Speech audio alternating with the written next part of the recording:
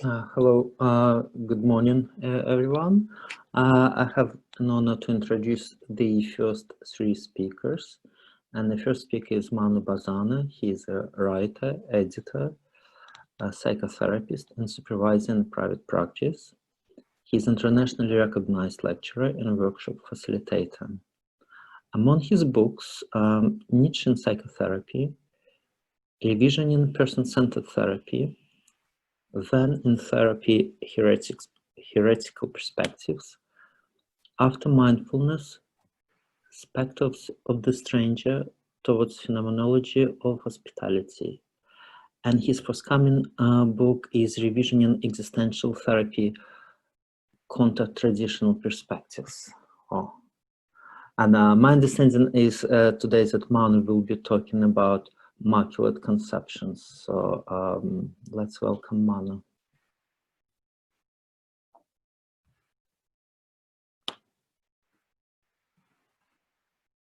Okay. Good morning, and thank you, Dal, and thank you, Sasha, for introducing me. And good morning to all critical existential, critical existential analytic psychotherapists. What makes your existential analytic psychotherapy critical will be the question. It could also be what makes your critical existential psychotherapy analytical, or what makes an analytical psychotherapy and existential. So a lot of questions there. Some of them could be answered by the once forthcoming and now already existing in print book, really a stunt for publicity, a book which has been graced by a chapter by none other than Del Lowenthal himself. And I want to start what makes any psychotherapy critical. Well, we are fortunate because as humans we have a tradition as well as a counter tradition. And I would argue that critical psychotherapy would benefit from a close study and understanding of two strands of thoughts, alongside very much the manifesto, the Critical Psychotherapy Network, which was also standard practice, by the way, in Freud's day. Freud would say the analyst has to be well-versed in history, in sociology. Also, my own once therapist would say, you have to be well-versed in Coronation Street. The top ones, stop reading Dostoevsky, watch some Coronation Street. We have to be, I hated Coronation Street, and I still do, but we have to be part of the world in which we live. But so one great help to develop a critical practice comes from a counter tradition called critical theory, which is still very much alive and kicking today. It started with Adorno, Horkheimer, Walter Benjamin, and continues in the formidable work of people like Judith Butler. And he has manifestations in what is now called affect theory. Well, the crucial important thing that critical theory teaches us, but particularly Adorno and Horkheimer, is that we should distinguish reason from rationalization. Reason is an incredibly powerful tool which we have to use in our practice, in our thinking, in our living. Reason can discern and break through the cloud. The name enlightenment, aufklärung, means the breaking of the clouds. But what goes on at the moment with evidence-based and a pathological condition which hasn't made it yet to the DSM, obsessive measurement disorder. That is not reason. Obsessive measurement disorder is rationalization. And for Adorno and Horkheimer, the Frankfurt School, rationalization is a degeneration of reason. So that's, for me, the starting point. And that means actively resisting an irrationalist trend, particularly in existential phenomenology. The irrationalist trend has, at the very beginning, at the very basis, the works of Martin Heidegger, who is not an existential phenomenologist, but who is an idealist philosopher in the tradition of Kant. Heidegger's great contribution to philosophical thought was to reverse the movement, the progressive movement of thought, back to the day of Immanuel Kant. His notion, for instance, of the force structure, his very notion of hermeneutics, that interpretation is somehow inbuilt in the subject. And it doesn't matter if the subject comes in the disguise of that ring called Dasein. It is still the good old Cartesian cogito, the human subject. So critical means an appeal to reason, an appeal to history, an appeal to the blood, sweat, and tears of history, but also a resistance to the persistent idealist element which is alive today in existential phenomenology.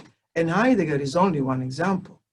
Husserl, the early Husserl, made sure his work, now completely sanctified in existential training, they make it sure that our practice is thoroughly mired in subjectivity.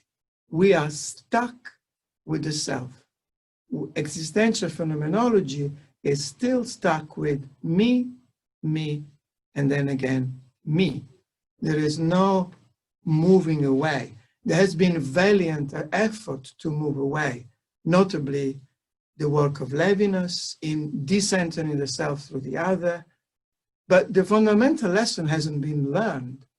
And what is the fundamental lesson is the early works of Hegel, the Phenomenology of Spirit. We have not learned and assimilated the teaching of Hegel, and they're absolutely crucial. When I mentioned this to a well-known trainer, founder of another so-called existential school, this gentleman laughed in my face. Said, Hegel, what does Hegel have to do with anything? Hegel has a lot to do with it. In Hegel, there is, and you'll find this in my article, and here I'm trying not to just revisit the article, but try to spin off from it, and also responding to, in a way, from the important points that Dell has raised. What is the important thing in Hegel? We are moving away from the Cartesian subject through encounter with otherness first, through anerkennung, recognition, acknowledgement, through the dyadic encounter, but even more importantly, through history. And how? Through action in history, through our deeds in the world. There is something in us that we call me, but this me needs to be verified, challenged, and so to speak, confirmed by the action in history. It's only in hindsight, after the deed, that I recognize in the action, in my action in history, my imprint. This is completely removed from the malaise of subjectivism, of Cartesianism, in which existential psychotherapy swims happily, because it has history. And this is the other lesson from critical theory. It's the lesson of history. And critical theory as a movement of thought is thoroughly European. And what is thoroughly European about this movement is what Adorno called transcendental homelessness, partly because of the Holocaust, partly because of the upheavals of the 20th century, but partly out of choice. Samuel Beckett deciding to leave dull and bigoted Dublin and engage in the resistance in Nazi-occupied Paris is an example. Joyce moving away from, still from dull at the time and bigoted Dublin to Trieste and so forth. There is a European culture, is for Adorno the culture of exiles, whether or not of Jewish descent, whether or not Jewish or not, European culture is the culture of exiles. And this goes again counter the cult of blood and soil, of Heimat, so dangerously and sinisterly present in Heidegger. But even more than that, okay, if I were to pinpoint what would make, and this is in a way the whole spin of this, spin is a dreadful word, the whole emphasis of what I'm trying to say. There are three elements that would guarantee that our practice is post-existential, post-phenomenological, and has an element of critique. Okay, the first is, and we learn from Levinas here, hopefully without his naive Zionism, I would add. It's the main point that we learn from Levinas' philosophy of otherness is primacy of the other. And primacy of the other is not only an ethical commitment, it is also present in the neglected but thoroughly subversive work of Jean Laplanche, where it is the implanted enigmatic message of mom and dad, which implanted in the subject creates psychical space for the development and the future, hopefully, development of what he calls the cultural message. It is by working through, unknowingly, half-consciously, even unconsciously, the enigmatic message that mom and dad gave me, that I can, through filtering, through creative work, build my message to the world. And that message to the world is an act of it's a political act. And it is what may or may not, how can I say, justify, motivate, inspire my work as a therapist. So primacy of the other. Second, a decentering of the self. And here, post-structuralism is crucial.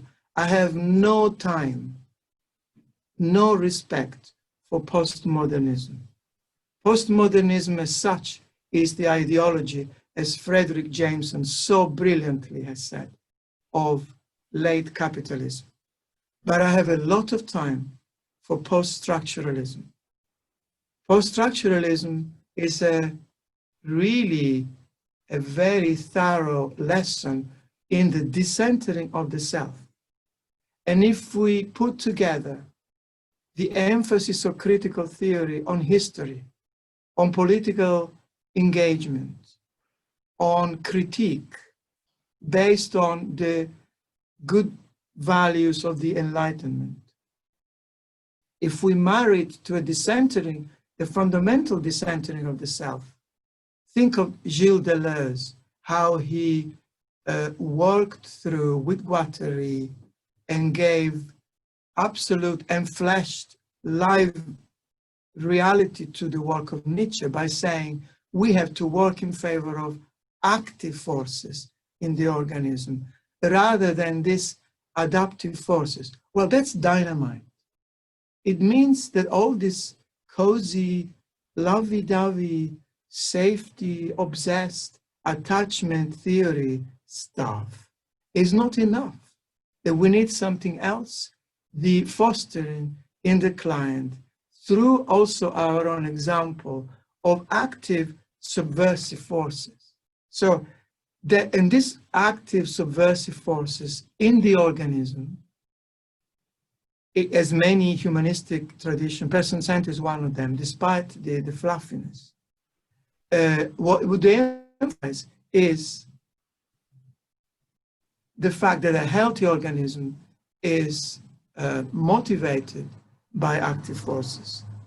And finally, and in part I already said this, what Hegel and the critical theory helps us understand is what they call an ontology of actuality.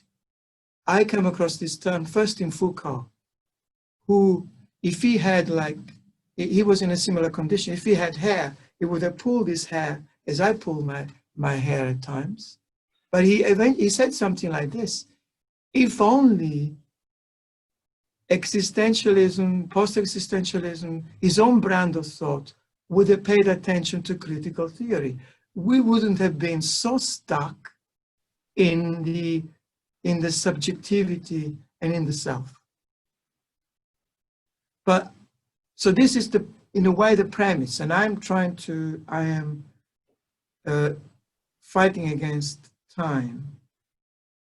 This is all present already in aspects of phenomenology. And for example, Julia Cain's article, through emphasizing gesture, spontaneous gesture, echoing Merleau-Ponty, but also echoing Winnicott, and play. Gesture, the deed, the act, is already through what Merleau-Ponty called the body subject. That's already a way out of this cage of Cartesian subjectivity that we love so much, it seems. Because the body is already a gateway. The body is the great reason, Nietzsche would say. The body is the great sage. But the body is not a one thing, is not this kind of gnostic felt sense that the focusing crowd is so enamored of. The body, when it speaks, because the body is dark, mysterious, it speaks in the plural. It doesn't speak as an I. It cannot speak as an I. And so there is a lot in Julia Cain's paper, the gesture towards this. And what I liked was a couple of things. We have to go beyond this weak and pathetic psychotherapeutic emphasis on mere avoidance of illness. And second, the dynamite thing that was present in that article was the qualitative research, I quote, is still stemming from dominant discourses on a positivist paradigm. Well, this is where really the task is.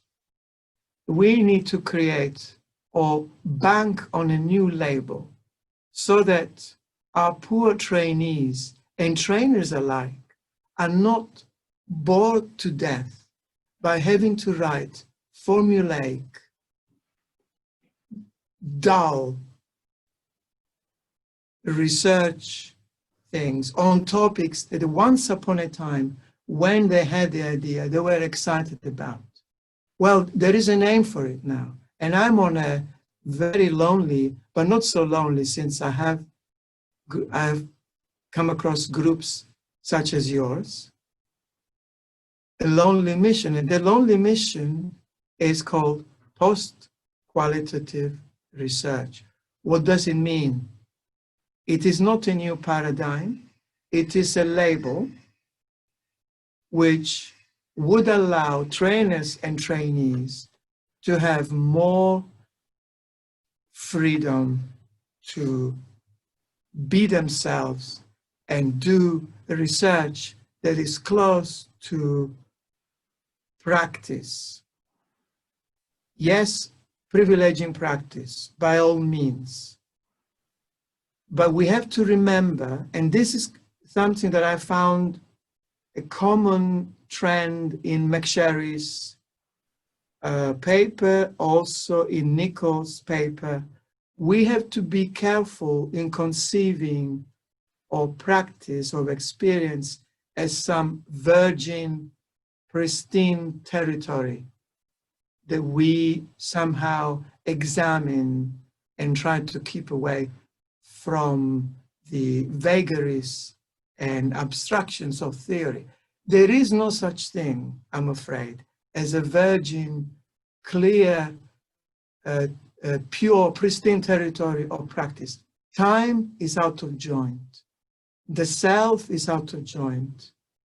Who teaches a lesson here is the Helmut Plessner, Max Scheler, who teaches about the inherent, intrinsic inauthenticity, eccentricity of the human subject. Who teaches this? Derrida. Time is out of joint. There is no pure level of experience. Let me close the brackets. So I have a contention with that notion. Of course, we have to privilege practice against this barrage of nonsense that we are teaching as the shepherds of stupidity that we have become, from the shepherds of being to the shepherds of stupidity. All the nonsense that goes on in these corporate businesses that we call university. But of course, let's remember there is no practice. And let's remember theory is just fiction in a good way. Theory is literature. So by all means, let's use theory, but let's play with it in the same way as somebody like Hélène Cixous plays. And let's allow our trainees to also play with theory, not to be marred by the heavy-duty closet theology of jargon such as ontic, ontological, whatever that nonsense means. At the same time, it is humbling to read an extraordinary paper by Jana Trichkova on sexual abuse and working with sexual abuse, because there is an example, and the heart of it is the letter the therapist writes to the client. There is an opening in there from which we all could learn. Can we allow a little bit of reality, a little bit of history, a little bit of experience into the dull world of research? I think that paper shows the way. And of course, and by the way, this is a sideline. And I say this with full respect of the practices that are being employed. It is my understanding that some of this paper were the work of trainees. And I think we should respect the trainees' autonomy.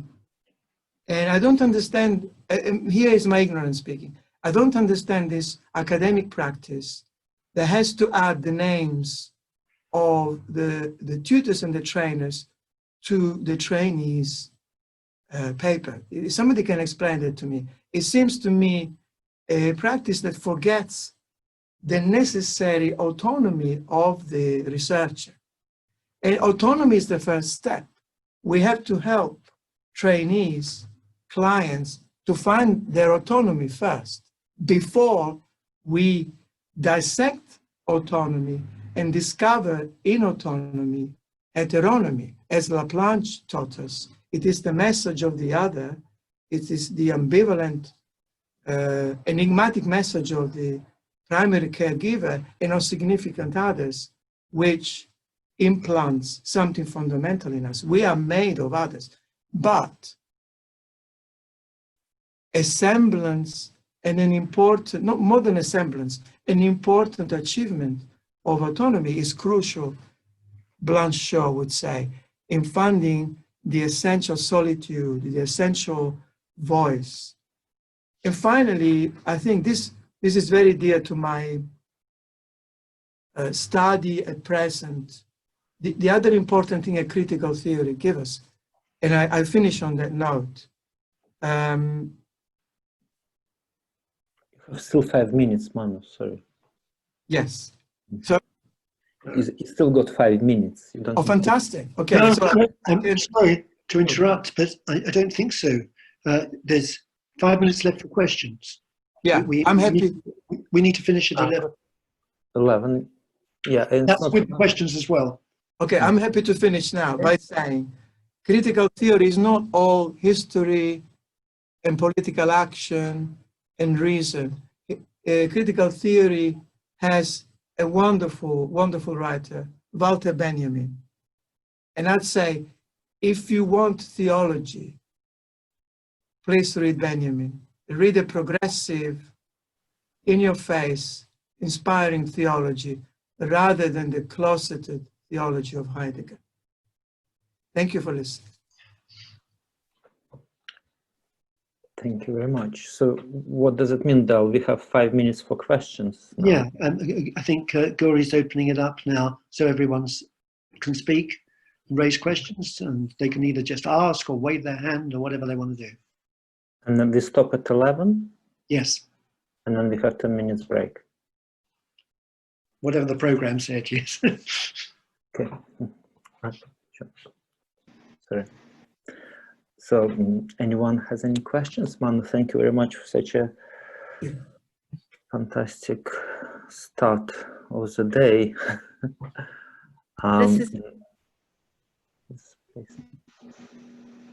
Hi, could I ask?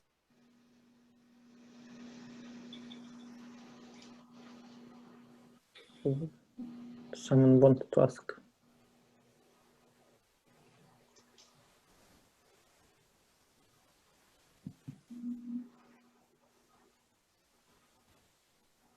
May I ask a question? Yes, please. Does any of your trajectory of thought thread marks into it? Yes.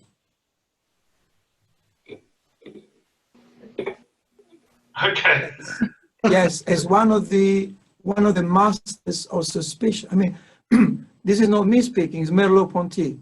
He says a phenomenological practice has to learn from the three masters of suspicion, Marx, Freud, and Nietzsche.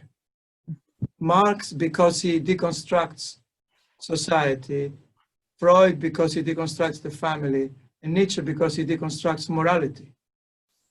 That's the beginning of phenomenology for Merleau-Ponty, and we would do well in following his example.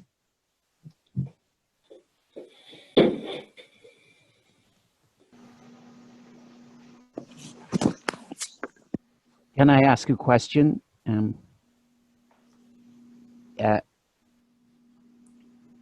I'll fire away. How do we avoid a non-theology becoming a theology?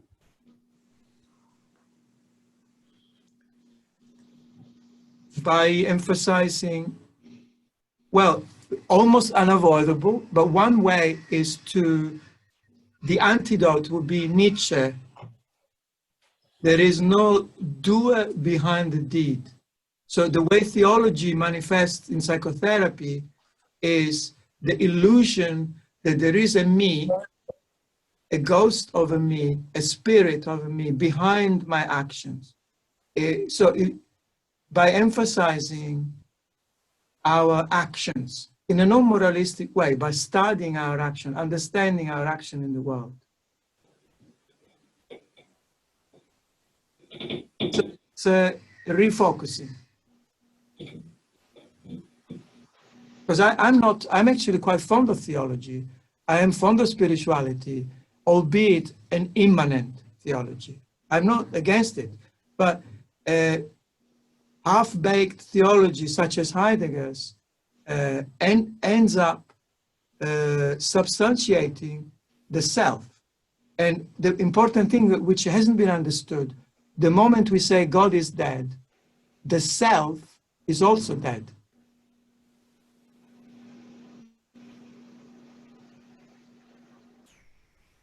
Can I add a comment? I just wanted to thank you, Manu, for talking about critical theory, because I'll be talking about it this afternoon as well. So I hope we'll be able to make connections at that point. Before I was a psychoanalyst, I was a critical theorist coming out of the History of Consciousness program in the United States. And briefly, we tried to carry on with the tradition of the Frankfurt School. And there'll be some allusions to that. I've been thinking about death and loss, the death of Hayden White, who was my teacher, and the ways in which our hopes for a philosophy of science and a philosophy of history linked with activism and psychoanalytic practice for those of us who became psychoanalysts after that hope is still alive, even though we're mourning so many of the people who fought that struggle, and particularly the intellectual struggle, which is what I want to talk about. So I just thought I'd mention these connections. That's very, very exciting. It's music to my ears. A tragic cock-up meant that I can't be with you this afternoon because I have another conference to attend to. I hope this is recorded, and I hope I can hear your talk, or at the very least, continue the conversation. Thank you. Just to remind everyone, it's 11 o'clock, so we are entering 10 minutes break.